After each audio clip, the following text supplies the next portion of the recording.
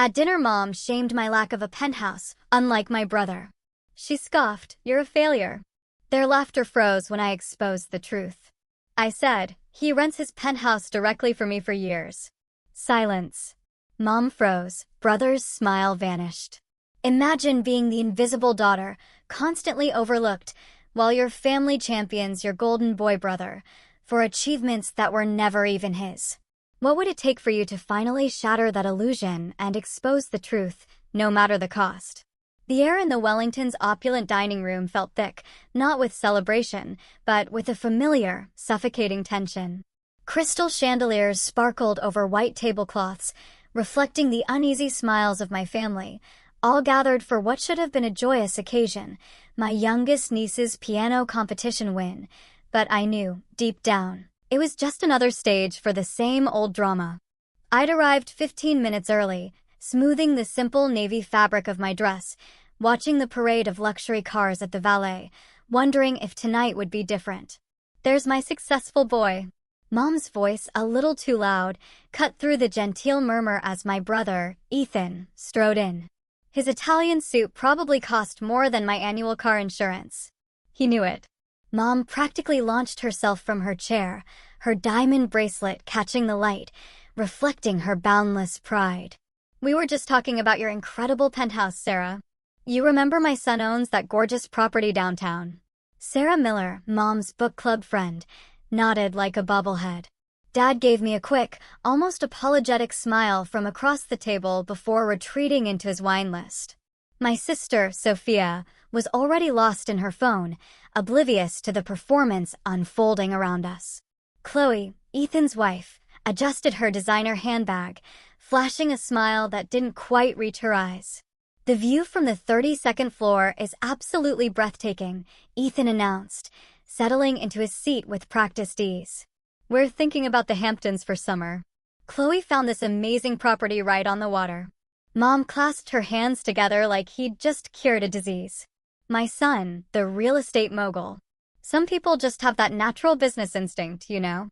Her eyes, filled with thinly veiled disappointment, flickered to me. Others are content with more modest achievements. The appetizers arrived, and I found myself staring intently at my salad, letting the conversation wash over me. Sophia mumbled something about a promotion at her marketing firm, which earned polite but brief congratulations. Then Ethan took center stage, discussing his latest investment opportunity, holding court like a seasoned performer. Mom hung on his every word, constantly checking Sarah's reactions. "And what about you, dear?" Sarah asked, turning to me with genuine curiosity. "What do you do?"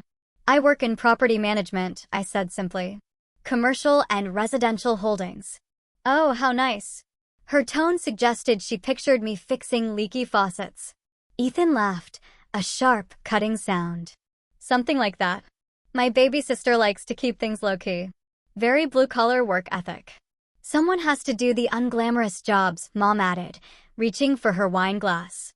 "Not everyone can be an entrepreneur like Ethan." She paused, then delivered the familiar punchline. "He bought that penthouse outright when he was only 32 years old. Paid in full. Can you imagine?" Chloe's fork froze midair for a fraction of a second. I saw it. I'd been watching her. She recovered quickly, but that tiny hesitation screamed volumes. "The market was different then," Ethan continued, warming to his favorite subject. "You had to have vision, see opportunities where others saw risk. That's what separates the winners from the—" He waved his hand vaguely in my direction. "Well, from everyone else." Sophia snorted from behind her phone. Dad cleared his throat, a small, uncomfortable sound, but said nothing. My niece, bless her heart, was utterly engrossed in her pasta. This was it, our family dynamic in its purest, most suffocating form. Ethan, the golden child, me, the invisible disappointment, and everyone else playing their assigned roles in our tired, old drama. "I'm just saying it's important to set an example," Mom pressed on, her voice rising slightly. 3 glasses of wine had dissolved her filter. "When I tell my friends about my children, I talk about Ethan's penthouse, Sophia's corner office. But what do I say about you? That you manage other people's properties?" That you still rent an apartment in a neighborhood I'm embarrassed to visit. The table went dead silent. Even Sophia looked up. Sarah suddenly found her dessert menu fascinating. Dad shifted, his discomfort palpable, yet remained silent. Mom, Sophia said weakly. Come on, what? I'm just being honest. Mom's face had that flush, that righteous certainty that came with expensive wine. Ethan owns a penthouse. You have a career trajectory. But your sister here, what has she accomplished? She's 35 years old and has nothing to show for it. Ethan leaned back, swirling his scotch with a satisfied smirk. Some people peak early. Others never really get started. It's not a criticism, just an observation. I work hard, I said quietly. I'm doing fine. Fine isn't good enough. Mom shot back. Fine is what people say when they've given up. Look at your brother. He took risks, made bold moves. That penthouse didn't buy itself. Actually, I said, setting down my fork with deliberate, almost surgical care. About that penthouse. Something in my tone made Ethan's smile falter. Chloe's hand tightened around her wine glass, knuckles white. The air pressure in the room seemed to shift, like the moment before a thunderstorm breaks. What about it? Mom demanded. Are you going to make excuses about the housing market or student loans or some other reason why you couldn't achieve what your brother did? I reached into my purse, pulling out my phone, scrolling through my files with steady fingers. My heart was hammering against my ribs, but my hands remained perfectly, unnervingly still. 7 years of biting my tongue. 7 years of enduring these comparisons. 7 years of watching Ethan bask in glory that was never rightfully his. I'm going to tell you who actually owns that penthouse, I said, my voice cutting through the silence. Because Ethan certainly doesn't. The color drained from my brother's face. Chloe looked like she wanted to sink through the floor. Mom stared at me, confusion giving way to anger at the interruption of her favorite narrative. What are you talking about? She snapped. Ethan bought that property. He showed us the papers. He showed you a lease agreement, I corrected.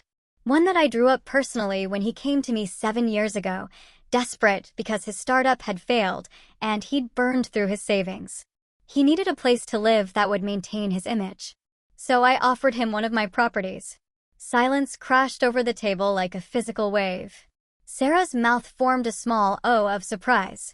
Dad's fork clattered against his plate. Sophia's phone lay forgotten on the tablecloth. One of your properties? Mom repeated, her voice barely a whisper. I turned my phone around, showing her the screen, a property deed.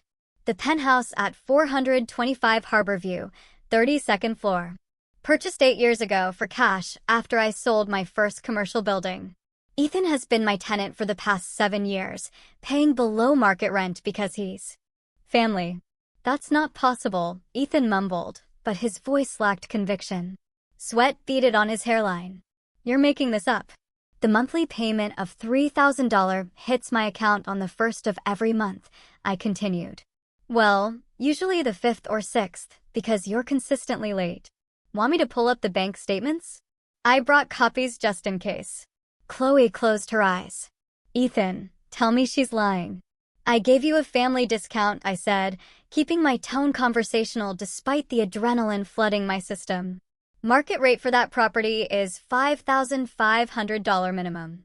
I charged you $3,000 because Mom was always talking about how tough things were for you, how you were rebuilding after your business collapsed. Business collapsed? Mom's voice cracked. Ethan, you said the startup was acquired. You said you made a fortune. Ethan's jaw worked soundlessly.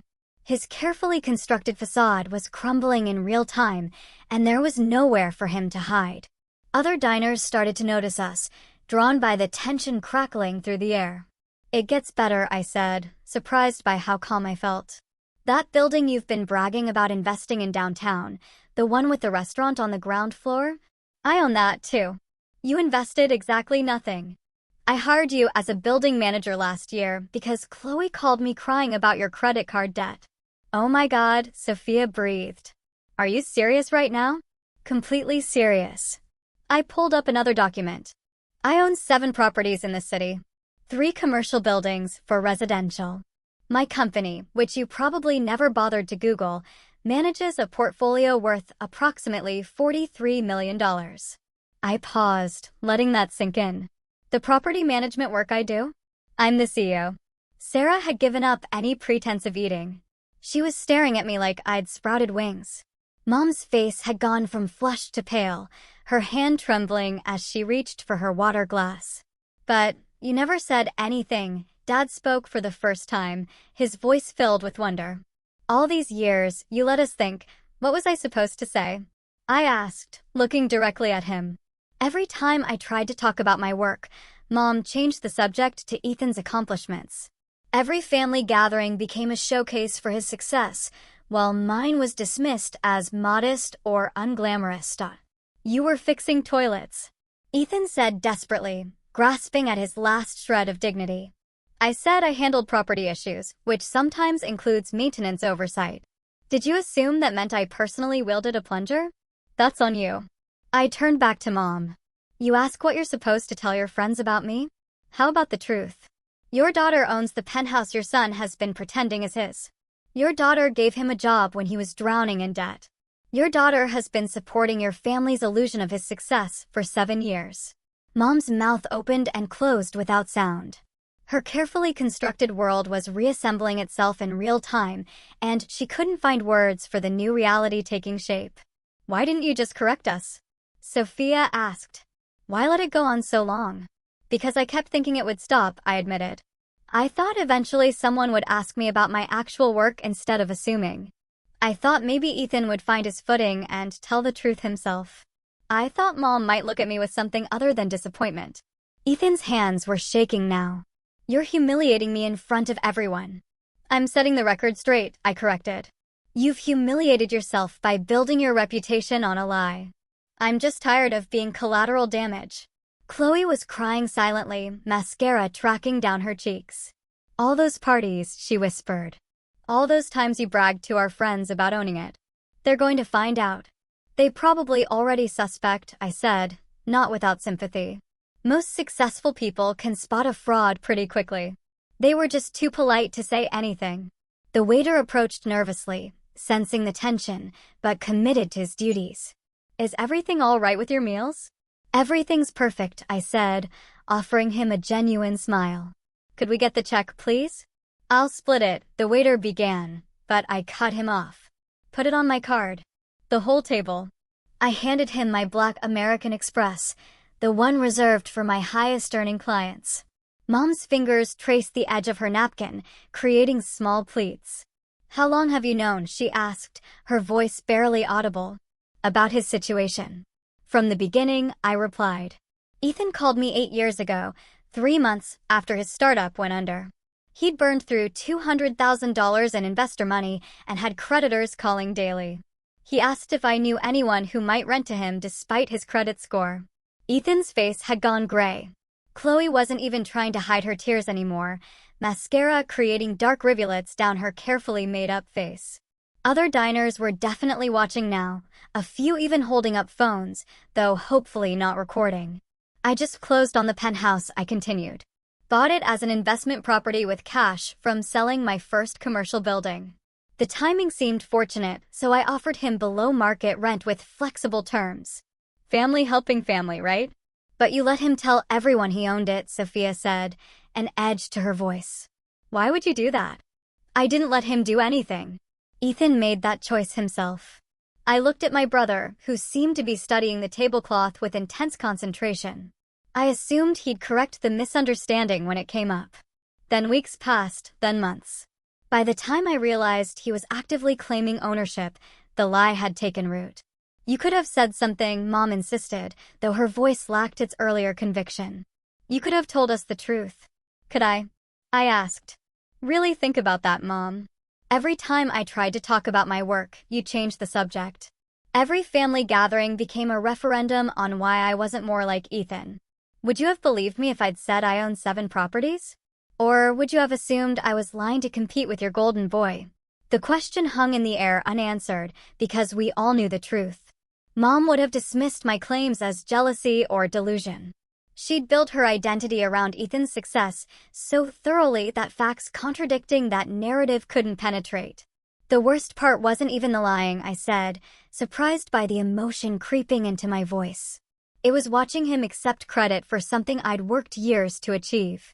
Do you know how many 18-hour days I put in to save the down payment for that penthouse? How many properties I renovated myself because I couldn't afford contractors? Dad's face had crumpled completely. We never asked. All those years, we never once asked about your life. No, I agreed.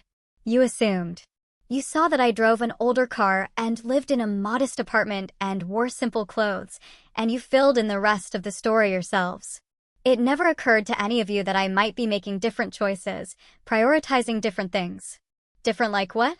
Mom asked, genuine confusion in her voice. Different like reinvesting profits instead of spending them on status symbols. Like building equity rather than leasing luxury cars. Like growing a business instead of maintaining an image. I gestured toward Ethan. Your son has been living paycheck to paycheck for 7 years, one emergency away from financial collapse. But he looked successful, so you assumed he was. Chloe's sob was audible. We're drowning, she whispered. Credit cards maxed out, personal loan payments we can barely make. Every month is a crisis. Why didn't you ask me for help? I directed the question at Ethan, who finally looked up from the tablecloth. Real help, not just below market rent. Why keep up the charade? Because asking for help meant admitting I failed, he said, his voice hollow. And I couldn't do that. Not to you. Not to them. Not to anyone. So instead, you let everyone believe you were successful while mocking me for being a failure. That was your solution. He had no answer for that. The waiter returned with my credit card, clearly eager to escape the increasingly uncomfortable situation. I signed the receipt with mechanical precision, adding a 40% tip because none of this was his fault. I have copies of every rent payment you've made, I told Ethan. Every late notice I sent when you couldn't pay on time. Every text message where you promised the money was coming. I've kept detailed records because that's what property managers do. Are you going to show them to everyone? Chloe asked, her voice thick with tears. Destroy whatever reputation he has left? I'm not interested in destroying anything, I said. I'm interested in the truth finally being acknowledged. Ethan destroyed his own reputation by building it on lies. Mom was crying now too. Quiet tears she didn't bother wiping away. I don't understand, she said. If you're so successful, why didn't you tell us? Why live the way you do? Because this is how I want to live, Mom. My apartment is comfortable and convenient. My car is reliable and paid off. My clothes are professional without being ostentatious. I don't need marble countertops or designer labels to feel good about myself. But people judge, she protested weakly. People see those things and make assumptions. Let them, I said, standing and gathering my purse and coat. I'm done caring what people assume about me. I know what I built, and that's enough. Sophia stood too, her phone clutched in her hand. Can I come with you? I think I need some air. We left together, walking out of the Wellington into the cool night. Behind us, the table sat in stunned silence, the wreckage of 7 years of lies finally visible in the crystal chandelier light. That was incredible, Sophia said once we reached the street. Absolutely nuclear. It was necessary, I corrected. I should have done it years ago. Why didn't you? I considered the question as we walked toward the parking garage, partly because I kept hoping someone would see me without me having to demand it. Partly because exposing Ethan felt cruel. And partly because I didn't think it would matter. I thought their opinion of me was set in stone. And now I realize their opinion doesn't determine my worth. It took me too long to figure that out, but better late than never. We reached my car, a 5-year-old sedan that ran perfectly and drew zero attention. Sophia looked at it with new eyes. You could afford literally any car on the market, she said. Why drive this? Because it gets me where I need to go, and I'd rather invest the money I'd spend on a luxury car into my business.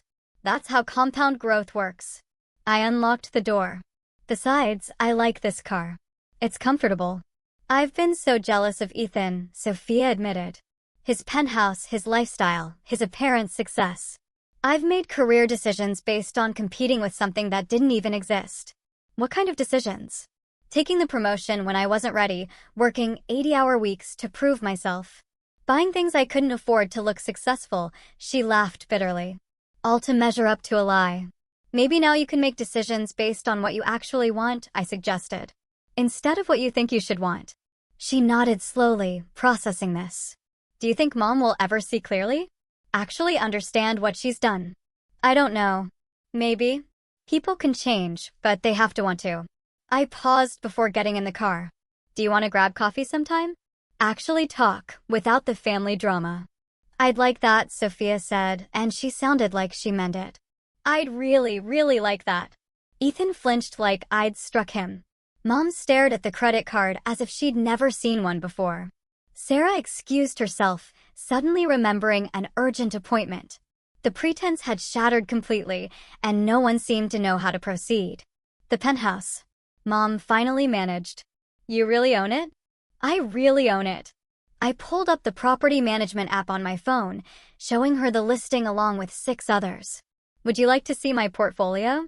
I have virtual tours available. Dad reached across the table, his hand covering mine. His eyes were wet. I'm so sorry, he said softly. We should have asked.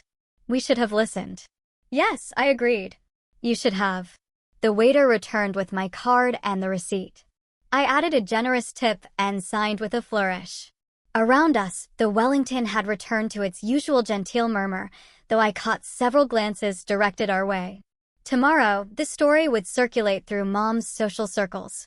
The truth would spread faster than the lies ever did. What happens now?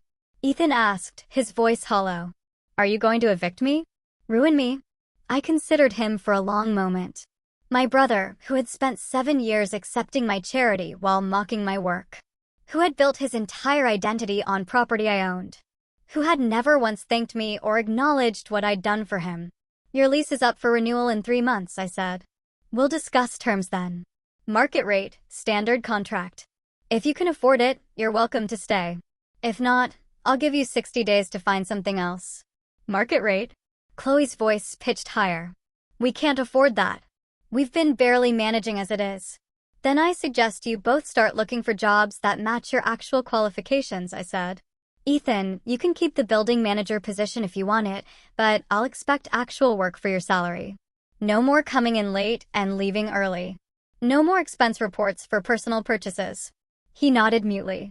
The fight had gone out of him completely, leaving behind someone who looked much younger and more lost than his 38 years. Mom was still processing, her mind visibly working through years of conversations and comparisons. All those times I criticized your apartment, she said faintly. All those comments about your career, every single one I confirmed. I heard them all. But why live in that neighborhood if you could afford better? Because I like that neighborhood.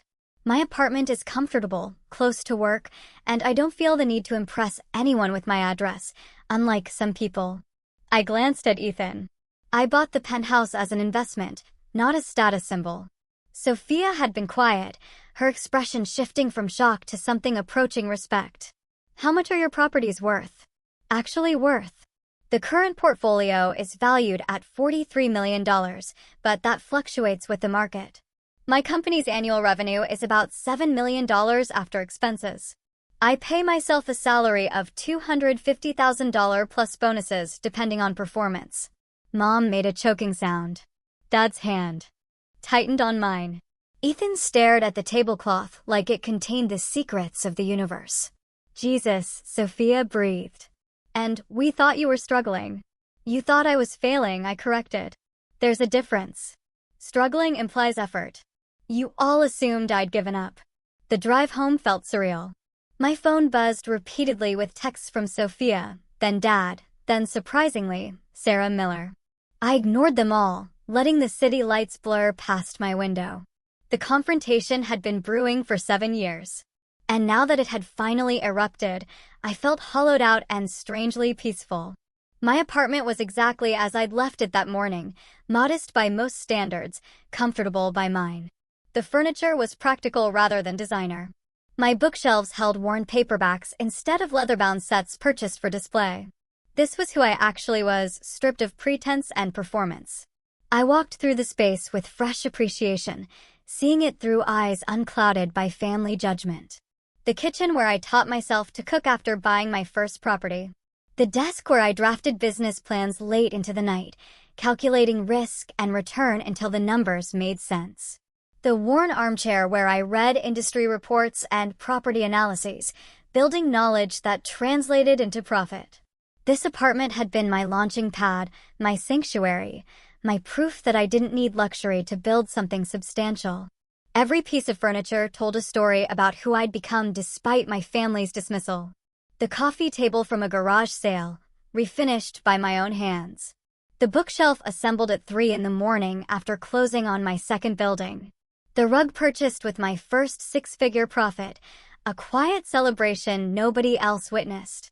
The texts kept coming. Sophia wanted to meet for coffee. Dad asked if we could talk privately. Ethan sent a rambling apology that I deleted without reading. Mom's message was the shortest. Please call me. But there was another message, one I hadn't expected. From Sarah Miller, I owe you an apology for my assumptions. Would love to discuss investment opportunities when you have time. Your success is genuinely inspiring. Then another from someone I didn't immediately recognize, Jessica Stone, one of Mom's other book club friends. Your mother talked about tonight. I've been looking for a property manager for my rental portfolio. Could we meet? Word was spreading faster than I'd anticipated. The revelation at dinner was becoming currency in Mom's social circle, transforming from humiliation into opportunity. These women who dismissed me as Ethan's unsuccessful sister were suddenly interested in what I'd actually built. My phone buzzed again. This time, it was my business partner, Megan, who managed the commercial properties while I focused on residential. Just got 3 inquiries from high-net-worth individuals asking about our services. What happened tonight? I typed back quickly, long story. Let's discuss tomorrow. Her response came immediately. Whatever you did, do it more often. These are serious clients. The irony wasn't lost on me. Years of quiet competence had earned steady business growth. One dramatic family confrontation had generated more interest in 12 hours than the previous 12 months. People were fascinated by the story, drawn to the narrative of hidden success and family betrayal. Part of me resented that it took theater to get attention, but the practical side recognized an opportunity. These inquiries could translate into substantial business growth if handled correctly. My personal humiliation was becoming professional advantage, and I wasn't above capitalizing on that. I didn't call her back. Instead, I poured myself a glass of wine and stood by my window, looking out over the neighborhood Mom found so embarrassing. The deli on the corner where the owner knew my order. The park where I ran every morning. The coffee shop with a broken awning and the best espresso in the city. This was my life, built through careful planning and hard work. I bought my first property at 26, a duplex that needed extensive renovation. I'd done much of the work myself, learning plumbing and electrical along the way. While Ethan was burning through investor money on his failed startup, I was slowly acquiring buildings and learning the business inside and out. My phone rang. Dad's number. I almost declined, then answered on the 4th ring. Hi, I said simply. Can I come over? His voice was gentle. Careful. I won't stay long. I just need to see you. 20 minutes later, he stood in my doorway, holding a bag from my favorite bakery. We sat at my small kitchen table, the same one I'd bought at a garage sale 9 years ago, and ate chocolate croissants in silence for a while. I failed you, he finally said. As a father, I completely failed you. You were never as bad as Mom, I offered. You didn't actively criticize me. That's not good enough. I should have defended you. I should have asked about your life instead of assuming. I should have been proud of you. The words hit harder than I expected. I'd convinced myself I didn't need their pride, that their opinions didn't matter. But hearing my father's voice crack as he acknowledged his failure made something inside me crack, too. Why did you let it happen? I asked. All those years of watching Mom tear me down while building Ethan up. You just sat there. He was quiet for a long moment, his weathered hands wrapped around his coffee mug. Your mother and I, we didn't have much growing up. She especially. When Ethan started his business, when he seemed to be succeeding, she saw all the things she'd never had. The status, the recognition. She wanted that for him so badly. And what about what I had actually achieved? That didn't matter. She couldn't see it. You were so quiet about everything, never bragging or showing off. Ethan was loud, flashy. She thought that's what success looked like. He met my eyes. I knew better. I saw how hard you worked, how carefully you planned. But I didn't speak up. And that's on me. We talked until midnight, the longest conversation we'd had in years. He asked about my properties, my business model, my plans for expansion. He listened like he was hearing me for the first time, and maybe he was. The next 3 months were complicated. Mom called repeatedly, her messages shifting from defensive to apologetic to angry and back again. Ethan moved out of the penthouse 2 weeks before his lease ended, finding a modest apartment in the suburbs that fit his actual budget. Chloe filed for divorce, tired of living a lie. The business inquiries kept coming. Sarah Miller became my first new client, bringing her investment portfolio and introducing me to 3 other women from the country club. Jessica Stone signed a management contract for her 5 rental properties. Someone named Emily White wanted advice on purchasing commercial real estate. Within 6 weeks, I'd taken on 7 new high-value clients, all connected to Mom's social circle. The story of the dinner had spread with remarkable efficiency, transformed in the telling into something almost mythological. Some versions had me owning 20 properties. Others claimed Ethan had been living rent-free. A few insisted I'd bought the entire building. I didn't correct the embellishments. Let people imagine what they wanted. The core truth was impressive. Enough, and the exaggerations only enhanced my reputation. My phone rang constantly with consultation requests, property inquiries, investment advice questions. Megan had to hire 2 assistants just to manage the scheduling. "This is insane," she said during one of our weekly meetings. "We've grown more in 2 months than the previous 2 years combined." Apparently, all I needed to do was air my family's dirty laundry in public, I replied dryly. "Should have done that years ago." She laughed, but her expression turned serious. "Are you okay, though? Really? That dinner couldn't have been easy." It wasn't, I admitted, but it needed to happen.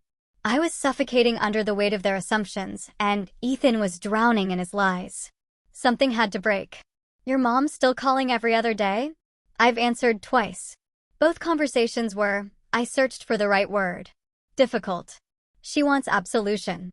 I'm not ready to give it. "What about your brother?" Radio silence.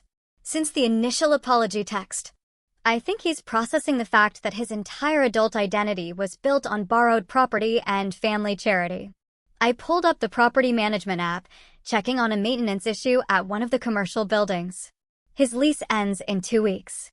Haven't heard if he's planning to negotiate for market rate or moving out. Would you actually charge him full price? Absolutely. The family discount was contingent on honesty, which he violated for 7 years. He can pay market rate like everyone else or find somewhere else to live. Megan nodded approvingly. Good. Boundaries matter, even with family. Especially with family. The truth of that statement became clearer as the weeks progressed. Dad reached out, wanting to have lunch. Just the 2 of us. Mom sent a letter, handwritten on expensive stationery, asking for forgiveness and understanding. Sophia invited me to her apartment for dinner, insisting she wanted to know the real me instead of the version she'd constructed in her head. Ethan sent nothing. No calls, no texts, no attempts at reconciliation beyond that first deleted apology. The silence felt heavy, weighted with years of resentment and jealousy finally exposed. Part of me wanted to reach out, to offer some path toward rebuilding. The rest of me was tired of being the one who always extended grace while receiving none in return. "He's been asking Dad about you," Sophia told me over coffee one Saturday morning, trying to figure out if you're still angry. "I'm not angry," I said, and realized it was true. "I'm disappointed. Tired, sad about wasted time. But not angry anymore." "What would you do if he called?" "Listen, probably. See if he's actually ready to change or just looking for another handout." I stirred my latte, watching the foam swirl. "But he has to make the first move. I'm done chasing after people who don't value me." Sophia was quiet for a moment. "I valued you," she said finally. "I just didn't show it well. Too busy competing with Ethan's fake success to see your real achievements.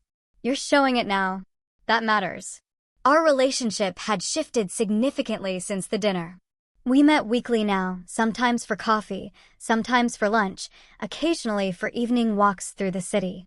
She'd started asking my advice about her own investments, taking notes on compound interest and portfolio diversification. The dynamic felt healthier, more equal, based on mutual respect rather than family obligation. "Mom's planning a birthday lunch for Dad," Sophia said. "Small thing at their house. She wanted me to ask if you'd come. Does she think I won't come if she asks directly? I think she's afraid you'll say no. And maybe she should be. You don't owe her anything after how she treated you." I considered this. 3 months had passed since the revelation. Long enough for initial shock to fade, but not long enough for real healing. Mom had sent multiple apologies, but words were cheap. Ethan had apologized, too, and his words had meant nothing without changed behavior. "Tell her I'll think about it," I said. "That's the best I can offer right now." Sophia and I continued our weekly lunches. She admitted she'd always been jealous of Ethan's supposed success, that comparing herself to him had driven many of her career decisions. Discovering the truth had been oddly liberating for her. The story spread through Mom's social circle exactly as I'd anticipated. Sarah Miller apparently couldn't help sharing the dramatic revelation, and within weeks, everyone knew the truth. Some of Mom's friends reached out to me, curious about real estate investment. Others simply enjoyed watching her carefully constructed narrative collapse. Mom herself took the longest to come around. She showed up at my office unannounced one afternoon, looking smaller, somehow diminished. My secretary tried to turn her away, but I waved her through. "Your office is beautiful," she said, taking in the space with wide eyes. Floor-to-ceiling windows overlooking the harbor. Modern art that I'd actually chosen myself, not hired a decorator to select. Photos from my properties lining one wall. "Thank you." I didn't offer her a seat, waiting to see what she'd come to say. "I've been talking to my therapist," she began, "about why I couldn't see what was right in front of me. About why I needed Ethan to be successful so badly that I invented a version of him that didn't exist." "And what did your therapist say? That I was trying to rewrite my own story through my children? That I measured worth in all the wrong ways?" She twisted her purse strap between her fingers. "I don't expect you to forgive me. What I did was cruel. But I need you to know that I'm working on it. On seeing things clearly instead of how I wish they were." I studied her face, looking for signs of manipulation or performance. All I saw was exhaustion and genuine remorse. "It's going to take time," I said finally. "You spent years making me feel worthless. That doesn't get fixed with one conversation." "I know," she nodded, tears spilling over. "But I'm hoping you'll give me the chance to try to actually know my daughter instead of the version I made up in my head." We started slowly. Coffee once a month, brief and structured. She asked about my work and actually listened to the answers. She stopped comparing me to Ethan, stopped measuring my worth against arbitrary standards. It wasn't perfect, but it was progress. Ethan struggled more than anyone. The building manager job I'd offered him lasted 3 months before I had to let him go for repeated incompetence. His divorce finalized quickly once Chloe's lawyer discovered the true state of their finances. He moved back in with Mom and Dad for a while, trying to figure out what to do with himself. I saw him occasionally at family events, which became smaller and less frequent. He couldn't quite meet my eyes, carrying his shame like a visible weight. I didn't feel triumphant about his fall. Mostly, I felt tired and sad about all the wasted years. The penthouse found a new tenant within a week of listing it, a tech executive willing to pay top dollar for the location. I used the increased revenue to purchase another commercial property downtown. My portfolio grew steadily, built on actual achievement rather than borrowed glory. Sarah Miller became one of my regular clients. Surprisingly enough, she referred several of her wealthy friends and my business. Expanded into property consultation and investment advising. The work I'd been doing quietly for years suddenly had an audience, and I discovered I was actually quite good at teaching others about real estate. A year after the dinner at the Wellington, Dad invited me to lunch, just the two of us, at a small Italian place I'd mentioned liking. He asked detailed questions about my latest acquisition, a historic building I was converting into luxury apartments. He took notes, genuinely interested. "I'm proud of you," he said as we finished our meal. I should have said that years ago, but I'm saying it now. What you've built, the person you've become, I'm incredibly proud. The words settled into a hollow place I hadn't realized was still empty. Thank you, I managed. That means a lot. Ethan asked if I thought you'd help him, he added carefully. He's been taking some business courses, trying to figure out a legitimate career path. He wondered if you might offer advice, maybe a reference. I considered this. My brother, humbled and trying to rebuild. Part of me wanted to refuse, to let him struggle as I had struggled. But that wasn't who I wanted to be. Tell him to call me, I said. I'm not giving him another handout, but if he's serious about learning, I'm willing to talk. Dad's relief was visible. You're a better person than I would be. I'm practical, I corrected. Holding grudges is expensive. Forgiveness is free. Ethan did call eventually. We met for coffee at a neutral location. Both of us uncertain how to begin. He looked different without the expensive suits and practiced confidence. Younger, more vulnerable. I'm sorry, he said immediately. For everything. For taking advantage of your generosity, for mocking your work, for letting you take the blame for my failures. Why did you do it? I asked. Why lie? Instead of just asking for help. He stared into his coffee cup. Because admitting I failed felt impossible. Everyone expected me to be successful. When the startup collapsed, I couldn't face telling anyone the truth. And then you offered me the penthouse. And it was so easy to just let everyone believe I bought it. It wasn't easy for me, I pointed out. Watching you accept credit for my work, listening to Mom compare us constantly. I know. I was selfish and stupid and scared. He met my eyes finally. I don't expect you to forgive me or help me. I just needed you to hear me say it. You deserved better than how I treated you. We talked for 2 hours. He told me about the business courses he was taking, the entry-level job he'd found at a property management firm across town. He wasn't asking for favors or connections, just trying to rebuild his life on honest foundations. I didn't offer him a job or special treatment, but I did share some advice about the industry, some contacts who might be hiring, some resources that had helped me when I was starting out. He took notes with shaking hands, grateful for even these small offerings. Months passed, seasons changed, my business continued growing, my reputation solidifying in the industry. I bought an 8th property, then a 9th. I hired more staff, expanded my services, built something real and lasting. Mom and I reached a careful peace.